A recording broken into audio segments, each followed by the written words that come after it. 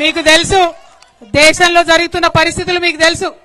కేసీఆర్ గారిని ఎదుర్కొనే దమ్ము లేక ధైర్యం లేక కేసీఆర్ గారి బిడ్డలైనటువంటి నా మీద రామన్న మీద కేసులు పెట్టే ప్రయత్నం చేస్తా ఉన్నారు.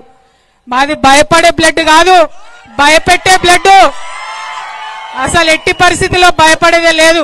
మేము తప్పు చేయలేదు కాబట్టి నా మీదైనా రామన్న మీదైనా కావాలంటే ఇంకెవరి మీద కేసు పెట్టుకున్నా బీఆర్ఎస్ నాయకులం నిప్పు కనికల్లాగా బయటకు వస్తామని చెప్పి ఈ సందర్భంగా తెలియజేస్తా ఉన్నా. ఎందుకైతున్నాయి కేసులు? ఇవ్వాలా కేంద్రంలో ఎదిరించి మాట్లాడితే కేసు.